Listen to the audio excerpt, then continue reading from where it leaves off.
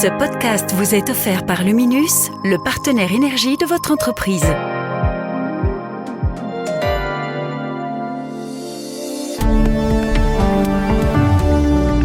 Bonjour à tous et à toutes, nous sommes le dimanche 1er juin. Baptiste Lambert et Frédéric Brebant reviennent sur les évolutions du paysage médiatique, les TV locales et le groupe IPM. Des quotidiens, La Libre, la DH et l'Avenir sont sous pression. Il y en a beaucoup qui avancent une certaine crainte qu'un duopole se transforme en monopole. C'est pour revenir à ce que vous disiez, la concurrence, en fait, elle est moins locale, elle est plus internationale. Le paysage médiatique belge traverse une réforme majeure, notamment pour les médias de proximité, avec un projet de réduction de 12 à 8 chaînes pour des raisons budgétaires et de cohérence géographique. La ministre Jacqueline Galland vise une rationalisation des moyens en fusionnant certaines chaînes, sauf dans des cas comme la province de Liège où 2 structures seront maintenues. Z sur 7, l'info à ne pas manquer.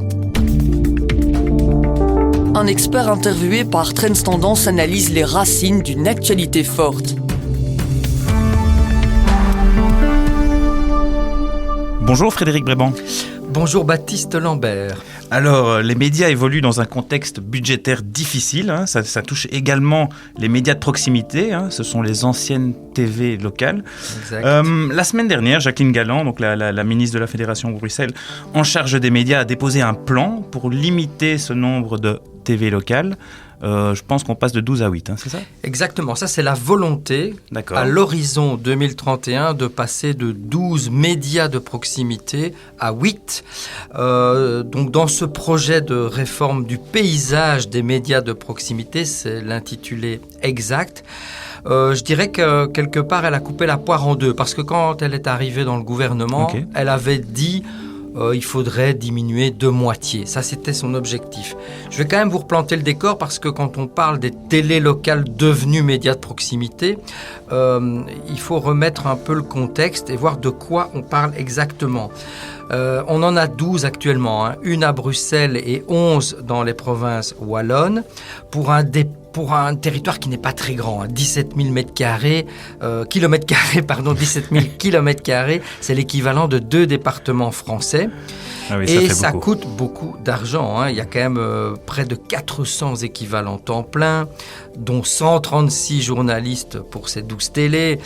Ça coûte quand même 13 millions à la Fédération Wallonie-Bruxelles. On reviendra sur l'aspect budgétaire. Donc effectivement, il y avait la volonté vraiment d'une rationalisation et de dire on va passer idéalement à une télé par province, une télé locale par province. Finalement, comme je le disais... Ça a été un petit peu adouci dans 2 provinces. Exactement. C'est le cas pour toutes les provinces, sauf la province de Liège où les 2 médias de proximité sont maintenus, c'est-à-dire Védia reste opérationnel et 4. Ouais. Ça, c'est l'autre média. Et le Hainaut garde aussi 2 télés par province. Alors on pourrait s'en réjouir, mais non, parce que là il y en a 4. Il y en a 4. Et donc ça va être très très problématique. Il y a la grosse NoTélé à tourner, il y a la grosse antenne centre à la Louvière, il y a la Télé MB à Mons et surtout Télécentre à Charleroi. Et donc d'après le plan de Jacqueline Galland, l'idée c'est d'avoir 2 structures. À mon avis, ce sera un pôle ouest qui pourrait donc englober NoTélé et Télé Mons-Borinage, Télé MB. Et puis un pôle est. Un pôle est avec antenne centre La Louvière et surtout Télécentre de Charleroi qui va probablement absorber tout ça. Donc ça crispe, surtout les décideurs de ces télévisions.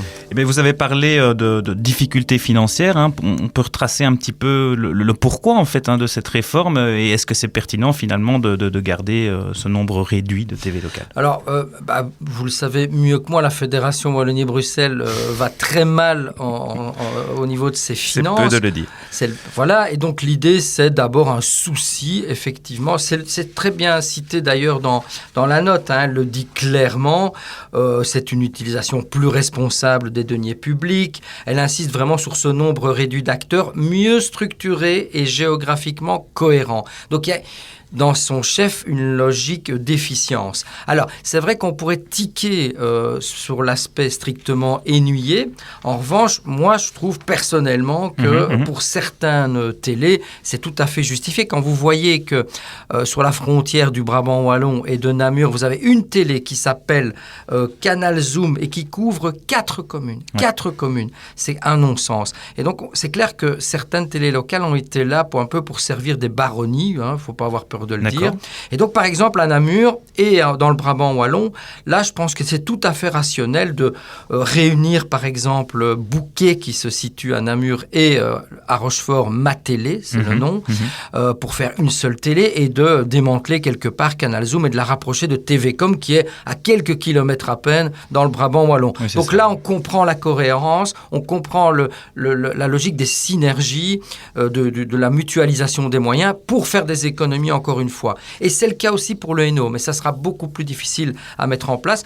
Mais vous avez raison de le souligner, la volonté, c'est pas seulement, je dirais, culturel, c'est surtout financier, de dire il faut quand même faire des économies. Il faut que tout le monde participe à l'effort. Sans être impossible de couvrir les territoires qui ne sont quand même pas énormes. Non, voilà. Géographiquement, c'est vrai que parfois, il y a eu des situations qui sont un peu un non-sens. Hein.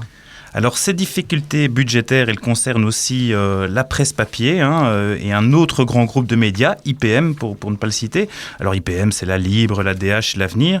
Il y a des signaux, depuis plusieurs mois, d'un rapprochement avec son plus gros concurrent, Rossel, donc Le Soir, Sud Presse, etc. Jusqu'à une fusion des deux groupes, c'est vraiment là toute la question, selon vous? Oui, là, je pense qu'on va un peu vite. Effectivement, ce sont des rumeurs qui courent dans le paysage médiatique belge depuis de nombreuses semaines, si pas de nombreux mois.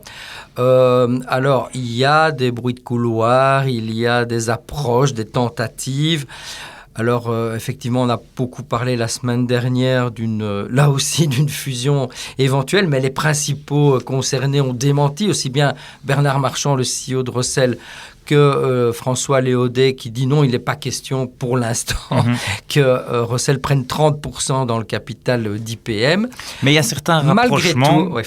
Malgré tout, il y a déjà plus que sur le papier, il y a au quotidien, déjà dans l'opérationnel, dans la logistique plutôt, ces deux groupes travaillent ensemble. Il faut rappeler que Rossel imprime les journaux d'IPM, qui sont tous les deux associés dans la distribution de leur quotidien. Sud du pays, ouais. Voilà, et qu'il y a aussi des réunions qui se font actuellement pour développer des synergies au niveau publicitaire, au niveau informatique. Donc, il y a dans le concret, dans le quotidien, déjà ce rapprochement bien réel. Maintenant, rédactionnel, c'est la question que vous allez me poser, c'est ça? Exactement. Mais c'est au niveau opérationnel. La semaine dernière, on a parlé d'un rapprochement entre l'Avenir et Sud Presse. Alors, ce sont aussi deux médias qui visent en tout cas la proximité. Mais selon vous, là encore, pertinent. Est-ce que c'est possible? Mais voilà, l'argument de ces acteurs nationaux belges, c'est de dire on est dans un marché difficile avec les GAFAM qui pompent de plus en plus les revenus publicitaires, surtout au niveau digital. Ces quotidiens sont présents évidemment aussi sur le web. Et ça me fait penser d'ailleurs à un rapport qui avait été fait par Deloitte en 2021 où ils avaient étudié à la demande des acteurs locaux le marché publicitaire en Fédération Wallonie-Bruxelles et ils invitaient, je cite, ils avaient trouvé un néologisme, ils invitaient les acteurs locaux à plus de coopétition. Coopétition, c'est un mot valise qui réunit les mots compétition et coopération. Donc, c'est un peu agir comme des frères ennemis, de se dire, bon, allez, on est concurrents sur notre petit marché rikiki. Il y a surtout les gros concurrents GAFAM qui nous pompent des revenus publicitaires. Donc, on va essayer, ce bon vieux principe belge de l'union fait la force, on va essayer de coopérer tout en restant compétitif. Et donc, ça s'inscrit vraiment, ce dont on a parlé la semaine dernière entre IPM et Rossel, ça s'inscrit vraiment, je pense, dans cette volonté-là. Maintenant, pardonnez-moi d'avoir été un peu long, mais est-ce que c'est pertinent? Je pense que ça peut être pertinent au niveau rédactionnel pour la presse locale qui est, je dirais, entre guillemets, moins engagée politiquement. On imagine mal que la Libre et le Soir, qui ont quand même des angles un peu différents. Oui, tout à fait. Des lectorats différents. Et se réunissent. Maintenant, la presse strictement locale, pour l'actualité locale, même si l'Avenir, on le sait, et Sud Info n'ont pas le même angle, les mêmes optiques, mais malgré tout, ça semble un peu plus pertinent de là, au moins, de développer des réelles synergies, ne fût-ce que pour le sport. Par exemple, couvrir l'actualité sportive, vous pourriez exactement avoir le même contenu dans l'Avenir et dans Sud d'infos. Ça n'engage politiquement personne et donc ça permettrait de faire aussi des économies. On pourrait imaginer que les rédactions sportives soient une seule rédaction au final. C'est une piste, je ne dis pas du tout que ça se discute, mais ça ne m'étonnerait pas qu'on cherche certaines synergies rédactionnelles au-delà des synergies purement logistiques. Oui, c'est ça. Mais les deux groupes de médias, voilà, il y en a beaucoup qui avancent une certaine crainte qu'un duopole se transforme en monopole. C'est pour revenir à ce que vous disiez, la concurrence, en fait, elle est moins locale, elle est plus internationale, notamment avec les GAFA. Exactement, parce que c'est ce que l'autorité belge de la concurrence pourrait dire attention, danger, et c'est tout à fait légitime de dire attention, danger, mais c'est ce que dit aussi le patron d'IPM, François Leaudet, quand on le questionne. Il dit oui, mais là, il faut sortir de cette vision étriquée de concurrence strictement belge, vu qu'on est pompé par les GAFAM qui nous prennent de l'argent et nous, on doit résister. C'est ce fameux principe, j'y reviens, de coopétition pour résister. Parce que quand vous regardez l'état du marché publicitaire en Belgique, le digital ne fait qu'augmenter et les revenus de la presse quotidienne papier ne font que baisser, l'audience ne fait que baisser et ces revenus publicitaires digitaux, il ne faut pas se cacher, c'est les GAFAM qui empochent la grosse majorité. Donc moi, ça me semble tout à fait logique que l'on puisse défendre ce point de vue et que les autorités du pays ne vont pas fermer les yeux, c'est pas ça, mais pourraient comprendre les arguments et laisser libre cours à ce type de rapprochement. Les médias belges, confrontés à des contraintes financières et à la concurrence des géants numériques, amorcent une restructuration nécessaire pour gagner en efficacité, mutualiser leurs ressources et assurer leur survie. Merci à tous et à toutes d'avoir écouté cet épisode. On se retrouve demain pour plus d'analyses.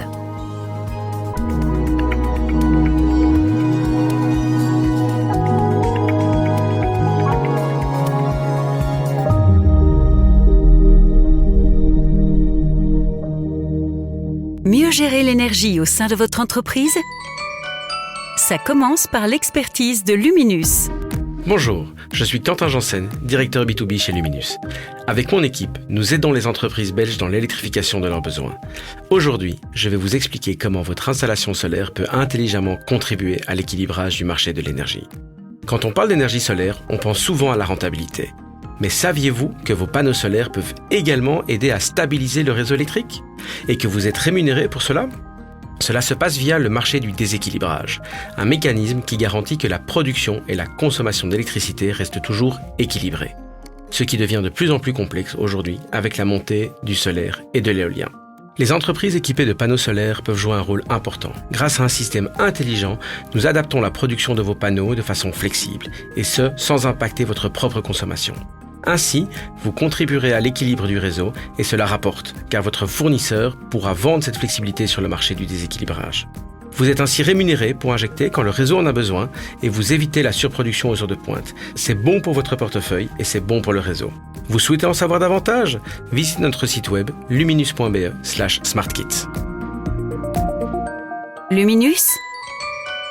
Ensemble, faisons la différence.